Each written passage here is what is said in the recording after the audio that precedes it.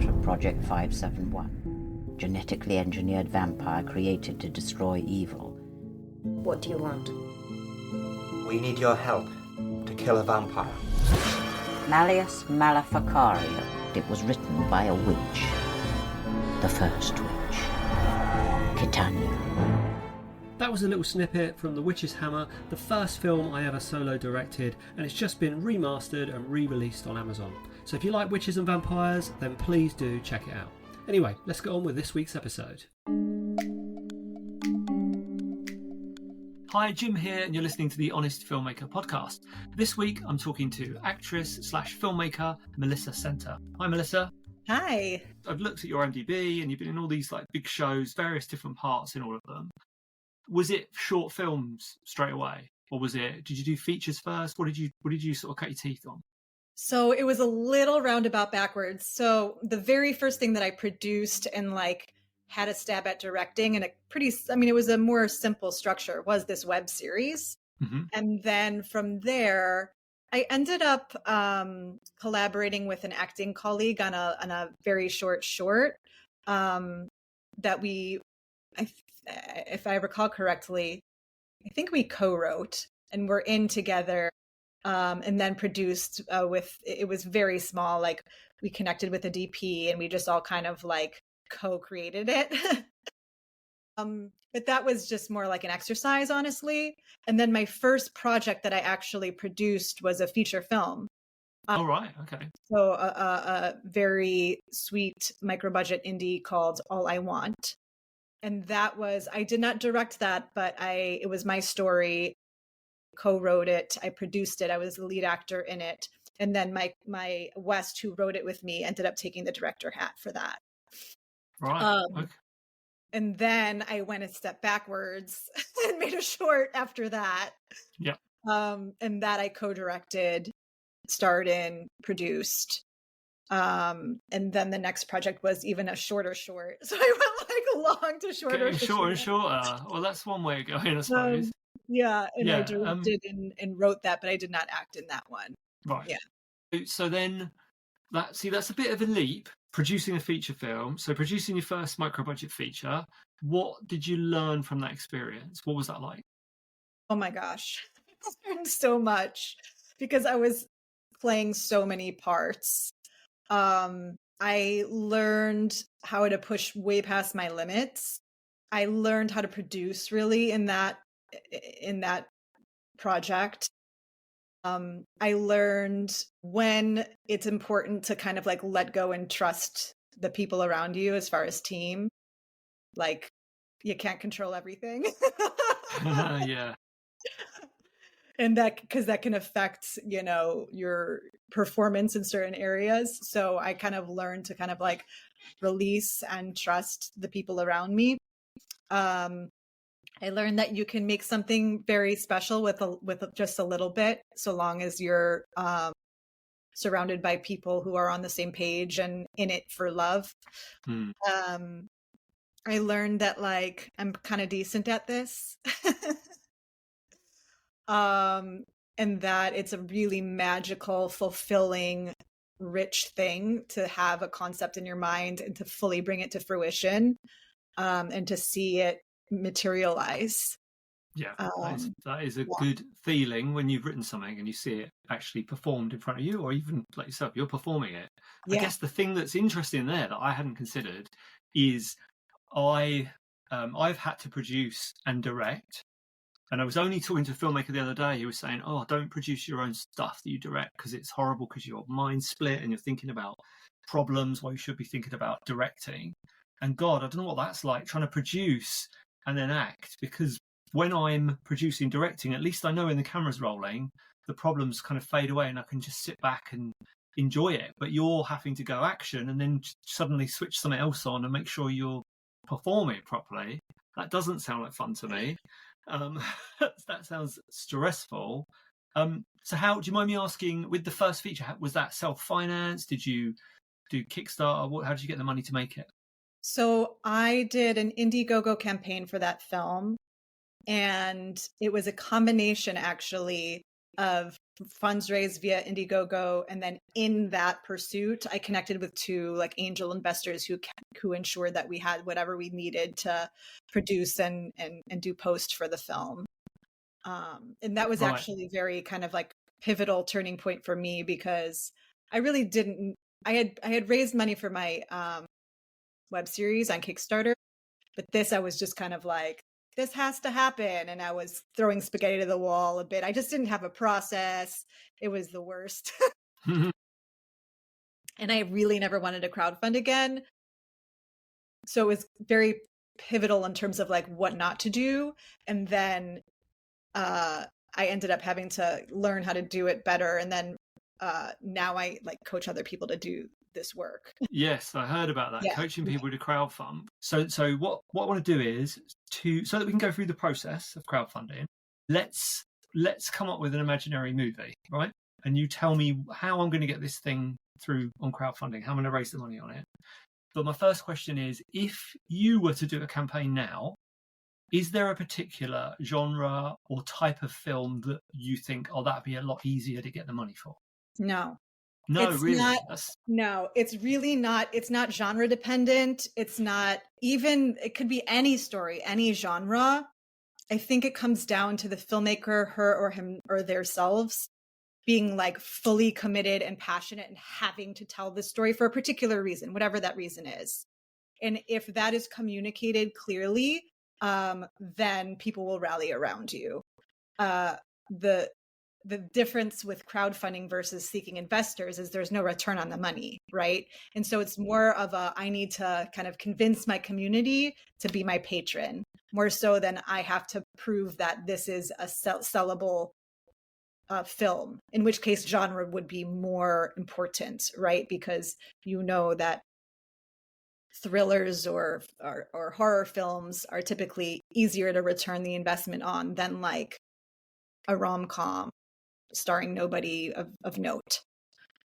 That's interesting, because that is, so I'm primarily working horror, and that's kind of what I think is cut me open and it says it down the middle. Is this going to make any money? Often the times it doesn't, but but that's always at the back of my head. So that's interesting that you say that doesn't necessarily matter when you start that campaign, that you don't need to pick the project for it. You just pick something you're passionate about. You really got to tell that story, and that's the one that you go with. So and if you were to do one right now, would you do a feature or a short? What would you be drawn to, do you think? Well, I am about to oh, right, okay.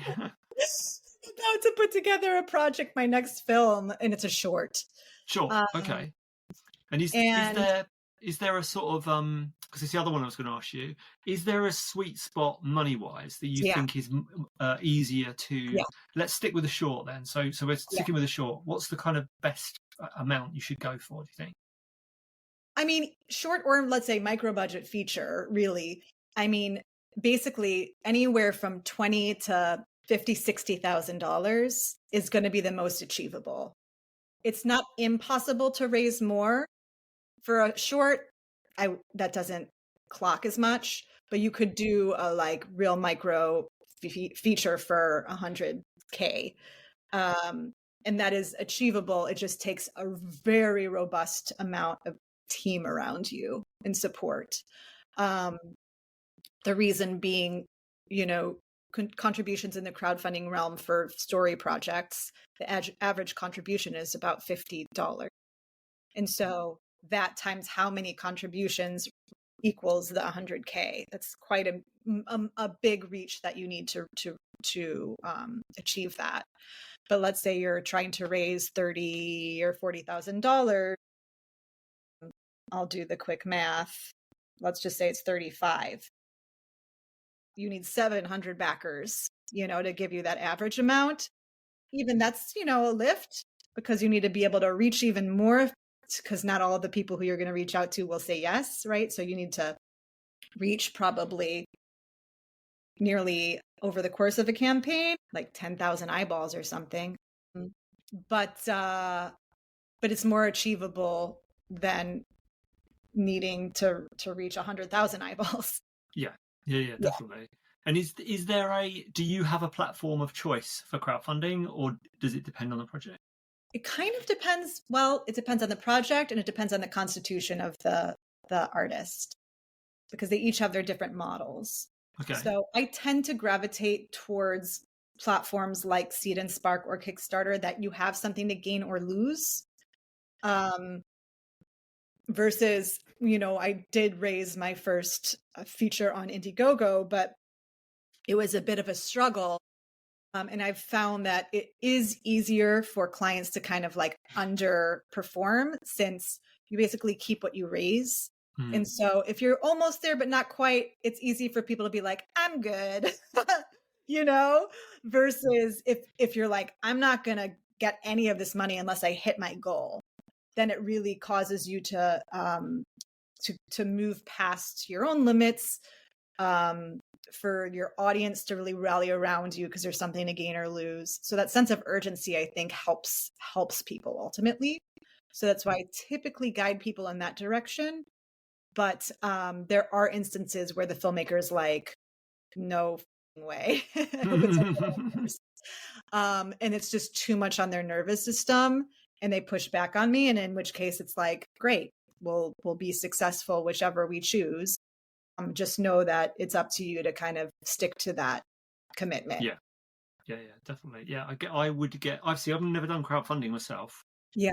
And I think they both appeal to me. The Indiegogo thing, I guess, it feels like a safer option because at least you're going to come out of it with something. But then I have other filmmakers say to me, the problem with that is then if you don't raise all the money, you've kind of still got to make the project, but for less money. So it's sort of, you're then in a worse position because you're kind of trying to satisfy the people who've funded you, but you're making something that's not what it should be. It's not up to scratch. Right. Exactly. So let's say we're on Kickstarter. I hadn't heard of Seed and Spark. Does it work in a very similar way? Seed and Spark, you have to hit 80% of your goal, and then you're green lit, which means you keep your money. So that's kind of nice for people because it's still we have to get there. But it isn't quite as nerve-wracking as the Kickstarter model. And do they, because the thing that people always forget about is the charges or the percentage. Are they any better on either platform, or is it all standard? Is it all the same amount? Kickstarter, Indiegogo, the same. Seed and Spark offset the platform fee for filmmakers. So there's kind of a tip option. So all of the collective tips that any backer may or may not put in goes towards the platform fee for the filmmakers. Right. Okay. Well, that's interesting.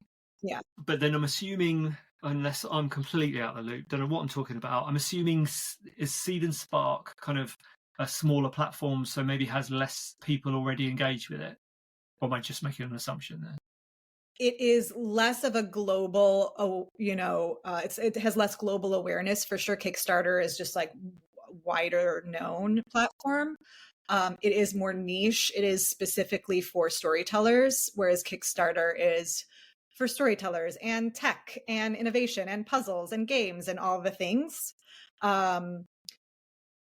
The thing with these campaigns, I think specifically for the story campaigns, it's less frequent that an existing, let's say, Kickstarter audience or even Seed and Spark audience just contributes to random story campaigns.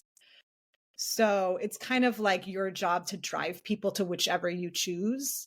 And there might be some outliers or some, it's like a little cherry on top of the cake or cupcake where you get a random contribution or two from whichever platform, but it's not something that you rest your success on. So I tend to not weigh that so heavily in making that decision. Yeah. So you're not automatically going to get lots of eyeballs on it just because it's on Kickstarter. Unfortunately, that's the work you're going to have to do. So with that in mind, obviously you could get all sorts of assets together to kind of kick this off. Actually, maybe I'm jumping a step here. So what am I doing before that campaign launches? What am I starting to do straight away? All the work.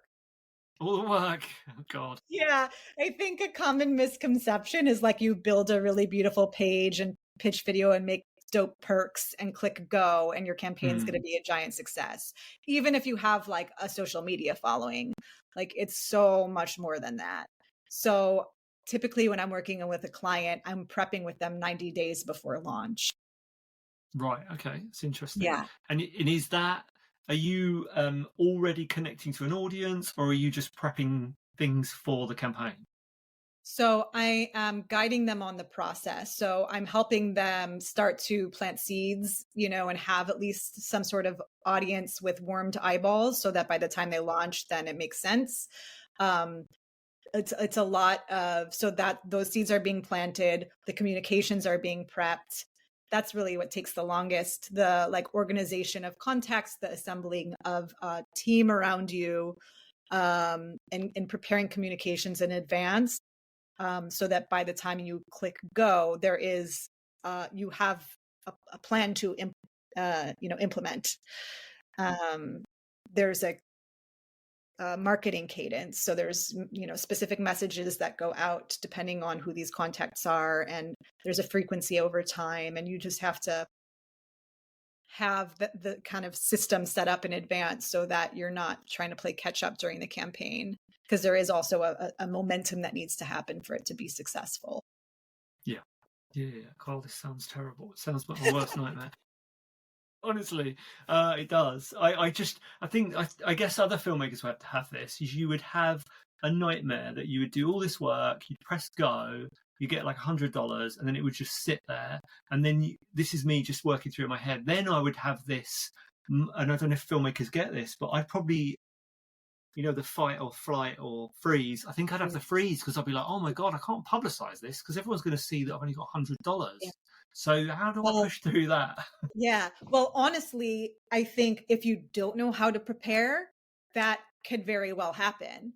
I find, and of course I'm biased, but in the past few years when I've been working with clients, when they go through the proper prep and then they do the steps that are laid out for them, they follow the checklist and they do all the homework, it's almost like they have a similar trajectory.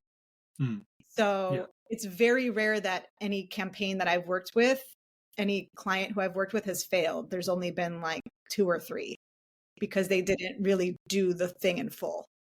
And so provided you implement the steps that I lay out, I see people with the money in the bank at the end of the day. Yeah. Okay. So I've done all my I've done my 90-day prep. Got all my lists, contact lists. I've got loads of assets ready. I launched my campaign. Now, again, this is showing how out of touch I am with this stuff. Is it always a month? Can it be longer? Can it be shorter? How does it work? Typically 30 days. Longer, I would never recommend. Shorter, I haven't on Kickstarter and Seed and Spark. I haven't experimented with shorter campaigns. I think it's feasible depending on how much you're trying to raise. But there's a third platform that I'll direct certain clients to that is less known in terms of the filmmaking space. It's more known in like nonprofit space, but it's called Cause Match.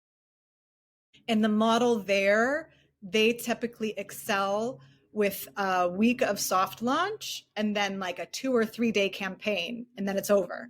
Wow. So that is really intense, and requires an even more robust team of, in that case, that they're called ambassadors. So it's really like people supporting people, like a real community effort around whatever it is. So depending on the individual, if they like that kind of idea of a shorter campaign and feel like they can garner a lot of individual support to make like personal commitments, essentially like goals, almost like a bike-a-thon, or there's certain things that people rally around, right? Then that can be really successful. Because it's like, real sense of urgency. Yeah. With the yeah, I bet 2 days. Yeah, God. Yeah. Yeah. So I've done all my prep. I've got my campaign ready. I've got a page. It's got some beautiful imagery, posters. It's got a video with me really passionately talking about my project.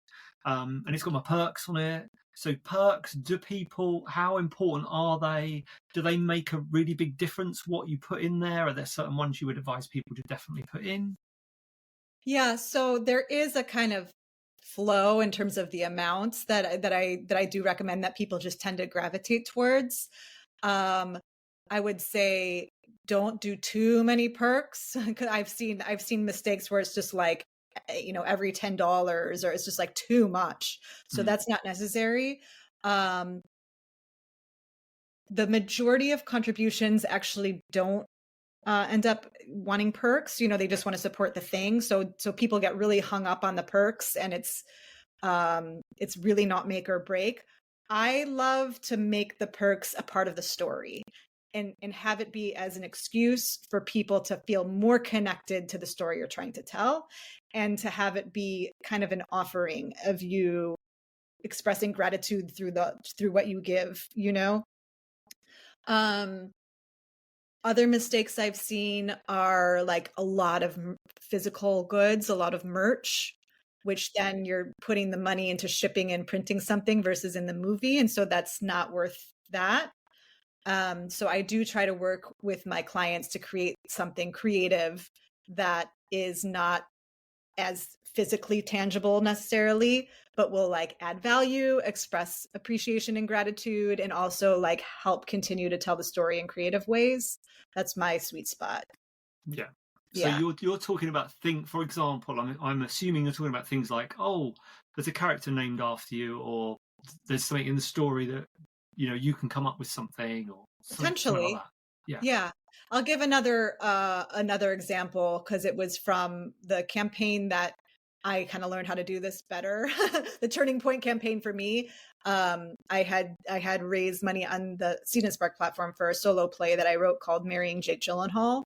And inside the play it's like a quirky show, as you can imagine. So there are songs. There's a love letter that is written, and I rap. And so nice. Yeah, I love it. Where do I invest? Yeah. Ridiculous, right? Like this person rapping. So one of the perks was I would create like a personalized rap for the person. Oh, right. Okay. And so that's like so ridiculous that people want it, right? Or I did do like custom love letters for people, and people really like loved that. So that was something creative that connected them to like the actual story that I was telling. And it was also something that they could feel like meaningful, that they were a part of the process. Okay. Yeah. I'll consider that one. So I pressed go, got all my stuff on my page. How often am I promoting this thing? Am I doing it 8 times a day? Am I doing it morning, evening, night? How much time and effort have I got to put into that? So if you're the team leader, I would say it's kind of like full-time job-ish when you are running the campaign. It would be a combination of outreach and social media, right? So as far as social media, during the campaign, you're going to want to have several posts a day, just for the algorithm and for it to eventually reach the eyeballs of the people in the sphere, since I see like a sliver of a portion of anybody's content on social, right? And so you really have to be consistently posting daily throughout the day for that content to like eventually reach people. So it's a combination between that and then like direct communications, invitations to the page. And so then each week has a different strategy of messaging. And you're not necessarily sending every day an e-blast to everyone, but at least a couple in a week, depending on the week. And then certainly following up with people in different pockets, some on social media DM, some on text, in various times, to give people an opportunity to see the invitation and respond accordingly. Right. Yeah. And do you ever advise using paid ads on social media? No, so they don't work. Not for film campaigns. If you're trying to raise for a product, yes, absolutely, that can translate to success. But because it's less tangible, paid ads aren't worth the investment. Right. Okay, Yeah, that's interesting. And what's the biggest mistake you think filmmakers make during the actual campaign? Either relying too much on social media. I mean, I think the kind of like one campaign that failed, they were spending so much time and energy making like beautifully crafted social media things and not actually doing the work, which is consistent, direct, invitations and follow-ups. The social media, yes, is important as a visual representation that this is up and running, but a campaign is only one if that is met with direct asks and reminders. Gotcha. So yeah, I would say that would be a big thing that I see. And then, there is a moment in time when these campaigns plateau. And so then it's you don't want to just kind of give up and lose steam. You have to kind of keep up with the marathon to the end. Yeah. And do you find, having done these before, can you at all rely on people who've invested in the past to invest in your next film, or is it a case of one and done with most people? It's not one and done. I would see that I would say, and that I think is a misconception. People are like, oh, I only have this one chance to crowdfund. And then it's like, I've kind of blown my opportunity. I've personally found, because I've done a few, and for various, goal amounts, probably increasingly more, that there's going to be a core group of people that support me, and that want to continue to support me. And some will fall off, and then I'll gain some new ones, right? Either this story or this timing may or may not like connect with my people, and that's okay. But I find that there is a consistency amongst like a core group of people who have given more than once to projects that I've put out there. Lovely. Yeah. Right. And then what was I thinking? Looking back on all of the campaigns you've seen people do and the ones you've done yourself, what do you wish you'd known at the very beginning of that, when you first started? When I first started as like, I'm going to launch something, or as a like coach? Oh, if you had all this knowledge when you first launched your first campaign, what do you wish you'd known at the beginning? That there's actually more available for me than I thought. That there is, I don't have to just like throw spaghetti to the wall, that there is a process that I could follow and have it result in success. It reduces stress and anxiety in the brain. You're like, I don't know what I'm doing next, and you're like spinning your wheels and wasting time. So that there is actually a process that you could follow and have it yield good results. I guess those would be the main things. Yeah. And is there any, because the last part of this, I think, which would, I completely understand people using crowdfunding, and it's amazing when you see someone, I've donated to a few, for talking passionately about the project, you're like, oh, I'd like to see this come to life. This sounds really good. I think, again, maybe this is an imposter syndrome thing, or maybe this is something else going on with me, asking for money off people. How do I get over that? How that can kind of really mess with people's heads, is not wanting to ask for cash. How do you help people get over that hurdle? Yeah, I mean, it's a huge, big hurdle internally, and it's not. I don't know if it ever gets any easier, and I'll put that in quotes, because it's a vulnerable thing, and there's a lot of noise around money, and there's a lot of reality around people's struggles with money. I think it is a major reframe in that. Well, a few things. We have to like remember that we, as storytellers and artists, are providing value. So we're not charity cases, right? We're often undervalued, but we're not asking for a handout here. We're working and we're putting together a business and we're employing people, right? So that's one thing. The money in these campaigns, it's like a byproduct of what it really is. And what it really is community building and audience building. And the way that people kind of say, yes, I want to be a part of the community or this process or uplift you is the currency, right? So that's kind of like one thing. The other thing is you can make the invitation and you can ask, and someone can say yes or no. They're an adult, right? And if they can't contribute, they can give you a thumbs up, and that's helpful along the way. They can share your stuff on social media, and that's helpful along the way. They can make a financial contribution. That's great. Or they can just know what you're up to and kind of clock your success. And those are all good things. So it's kind of detaching from the results. Of course, like you need the pledges at the end of the day. You'll get there. But along the way, it's just like what I'm doing here is sharing this project and inviting people to be a part of it from the ground up. And they'll come in if they can, or, if they can, how they want to. And if they don't want to support, like, all good, right?